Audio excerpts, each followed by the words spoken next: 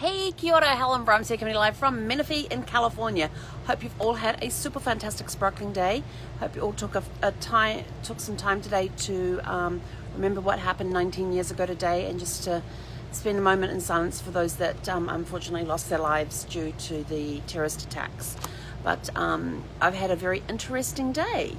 So apart from doing my moment of silence this morning and with you and talking about where I was on 9/11 that day, I attended a workshop that was about color and logos, and it was they talked about what colors to use as your logos and why, and then also the emotional attachment that we have to color. And I thought, well, this is going to be interesting, and it was very interesting and very enlightening. So I've got a whole bunch of notes. I'm going to try and give it to you in about this much. Instead of this much, I'm going to try this much, but we'll see how we go. So things like red, they say it's all about excitement, leadership, energy, love, desire, passion, determination. It is also, the fun fact on that was that it's the number one color found in most flags. I thought that was interesting. It also is used when you're in stores and stuff, and any sale sign, most of the sale signs that you see when stuff is on sale in stores, what color is this tag? It's red, action. But they say for our bodies, it actually enhances our metabolism, and it got me thinking. I thought, a lot of Chinese restaurants use a lot of red, and then if you think like McDonald's, red. So if you think of a lot of the fast food companies that use red, it's because it enhances your metabolism. And I was like, wow. It also raises your blood pressure, boosts your appetite, and increases your respiration rate. So you got to be careful of that red color. But if you think of some of the fast food places that use red, how many times do you go to a fast food place and you tend to overbuy a little bit? Maybe there's a reason behind it. And the next color we talked about was orange, and I kind of like orange. Orange to me is an exciting color, and they say it's a sign of caution, because if you think of what was the example she used? Road workers with all of their safety equipment, it's all orange that you see, the neon orange and stuff. But it's good for orange is a color that helps you rejuvenate and restore balance within your body. I thought, that's really cool. And a lot of times you'll see it in call to actions as well. Then we talked about yellow. Yellow is just a sunshine color. It's just pure sunshine. I love yellow. There are some yellows I can wear and some yellows I can't wear. If it's a blue-based yellow, I can get away with it. I have a cool skin tone. But it's sunshine, happy, vibrant, and it, again, like orange, it restores balance and it rejuvenates. But when you think of when I think of yellow, I think it stimulates the brain and the nervous system, because if you think of lemons and you get that whiff of lemon, what does it do to you? It gives you that, it's sort of like that type of smell where you just feel it's got that cleanness about it, and it symbolizes optimism and confidence as well. So I love yellow. Yellow's great.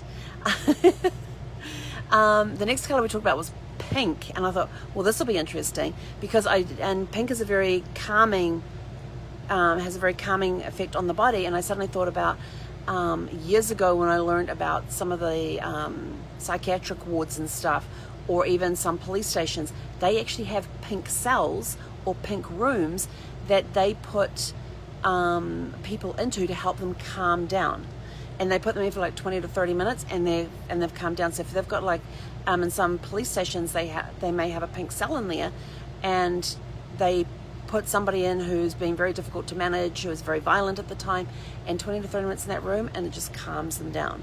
So I learned that one about pink and being the calmness on our nervous system years ago, and I thought, that quite often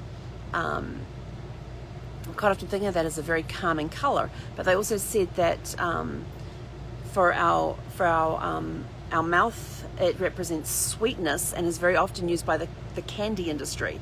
I thought, yeah, that's kind of true. If you think of some of the brands that are out there that deal with candy or sugar and how pink they are, And then they talked about purple, and I did not realize, but they say it's the rarest and least seen of all colors, especially in nature. And I thought, well, I have lavender, fuchsia, is it fuchsia? They have the red with the purple on, that red and purple flower. And so I was trying to think of all the things in nature. I thought, yeah, you see a lot of greens, a lot of yellows, a lot of browns, reds. So you really don't see a lot of purple. My wedding roses that when Brad and I got married were purple.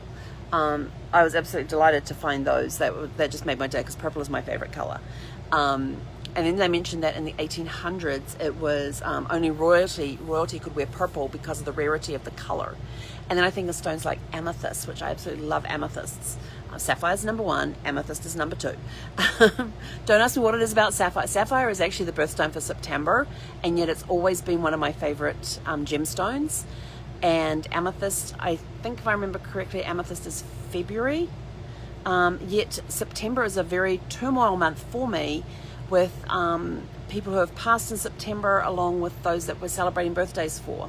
So it's one of those roller coaster months, yet they have the stone, they have the sapphire there, which is that beautiful blue sapphire, and sapphire has always been my favorite stone, yet it represents September, and September's my most turmoil month when it comes to emotional roller coasters. So I thought that was kind of interesting. But purple, which is my absolute favorite color, the stone is, I think of amethysts. I think of amethyst crystals, and I do associate with royalty with those beautiful purple robes that you tend to put on, that you tend to associate with royal family when they have those robes with the fur linings and all of that sort of stuff. They've got those deep purple robes, and but purple represents creativity and imagination. So I kind of like that for that too. And of course, lavender is one of my favorite scents. I use it a lot. It helps control my allergies when I mix it with lemon and peppermint. I put it on the bottom of my feet. It helps me sleep well at night. It just has lots of good, it's just a very soothing aroma. Next we talked about green. Oh, green, fresh, vibrant, just that healthy. Think of it. What else was there about green? Of course, money, ambition, wealth, finances, all those sorts of things. But it represents the environment as well, because green, go green, and all of that sort of stuff. Or fresh air. I always think of green as fresh air. When somebody says, "I'll go outside and get some fresh air," all I can think of is just going into a forest with trees and just going. So it's also green is for go, so new beginnings, safety, springtime, when the brown grasses from the winter turn green again. I think of that too. And they had a fun fact about the reason that they use green screens instead of other colored screens is because it doesn't match any skin tones or hair colors. And if they said if it's green, if the person has to wear green clothing, they actually use a blue screen, which I thought, well, that's kind of interesting to know, because you never pick up on any of that thing. But I never thought about what happens if you've got somebody who's wearing green against a green screen. They kind of then disappear. So what do they do with that? They put them against a blue screen. I'm like, cool to know. Speaking of cool, next color was blue.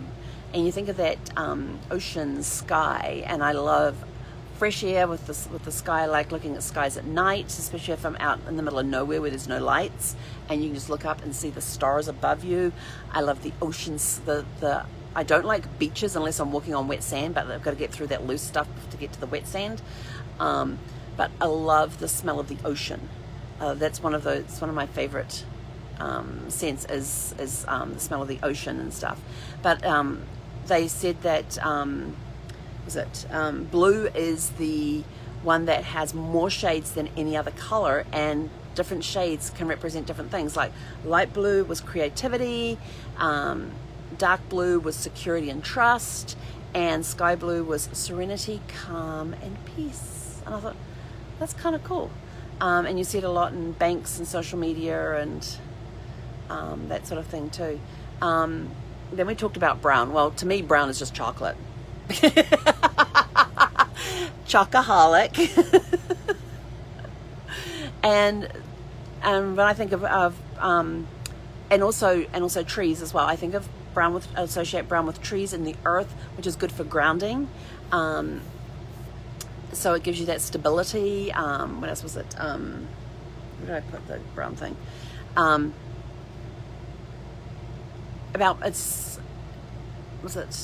Stability. So because we're thinking of the trees planting their roots into the ground, and the earth is brown and all of that. But to me, it's brown as chocolate and tree trunks. I love hugging trees. Yes, I am a tree hugger. But I also love chocolate as well. And to me, chocolate is just sort of like, it just takes you to that place where where it kind of grounds you a little bit. So I like my chocolate especially when I'm wired and I just need something. And so I'll quite often have just a little piece of chocolate, and it's just enough to ground me. So it's got that, grounding. That's the only thing I can think of. What else did we have there? We had endurance, protective, dependability. So I thought that was kind of cool. So I learned a lot about color today. Then we had black, white, and silver, which is all associated with luxury. Used by elite luxury. You got those luxury brands that use the black, white, and silver because that's what they represent. So it was a very interesting webinar today that Lee Levy did, and totally appreciated the time that she took to do that. Especially when you're talking about logos that companies use, and but my question for her was, okay, this is how colors affect the normal person, especially with their mind, with their emotions, what emotions the colors trigger. But what happens if you get somebody who's colorblind, because they don't see colors the same way a person who is not colorblind sees colors? So how does the color then impact the emotions for somebody who's colorblind? Now, Lee said she didn't know the answer to that question, but she said it's a great question. She was actually going to go and research it. So it'll be interesting to see what she comes back with on that. So that was kind of like the highlight of my day. The other stuff is just getting marketing stuff done, working on the color therapy thing as well, doing some designs today, using what I had learned today in that color, during that color workshop, using some of the suggestions there for when I'm creating a design for a card, what emotion do I want to invoke, and which is the best color to use for that? And can I find a stock photo that incorporates those colors to get that message across? Is it a message of caring? Do I need somebody to take action? Do I want it to be noticed? All of these things are all related to color. So when you see all the logos, out there, and the different brands and stuff, and you see sale signs and that, and you see the advertisements coming through, what is that main color that's in the background, and what emotion are they trying to evoke from you regarding that brand? So I thought that's kind of interesting when you think about it that way, and how color has such an impact on us. And I don't know what it was today, but this is actually a navy blue, dark blue shirt. It's not black, it's dark blue, but I just picked it out and thought, I'm going to wear that color today. And it's that security, that trust color. The dark blue is that security and trust color. So I thought that was kind of cool, but it's not quite black for morning, but I thought it was a good color for remembering. So what is your favorite color? So if you can put in the comments below what your favorite color is, I'd just like to see what the power of the rainbow has. I know I have a friend whose daughter, who is, I think she's like 8 or 9, and her favorite color is rainbows and unicorns. I love that. I love unicorns. They sparkle. I mean, come on, they sparkle.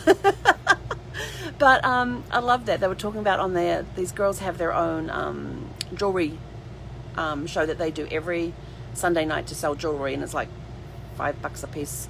And so one day they were talking about their favorite color, and the little 8-year-old, she pipes up and says, my favorite color is rainbows and unicorns. And she absolutely loved Zeffie's collar, because if you ever get a close-up of Zeffie's collar, it's rainbows and unicorns. So she absolutely loved Zeffie's collar when she first saw Zeffie with her rainbows and unicorn collar on. But yeah, that was her favorite color, rainbows and unicorns. And I thought, I can relate to that because I like all colors, but purple is actually number 1 on my list. Everything else is a close second or third. So anyway, that's it from me for today. Have a super fantastic sparkling evening. We will catch you tomorrow for Shake It Up Saturday. Hekonera.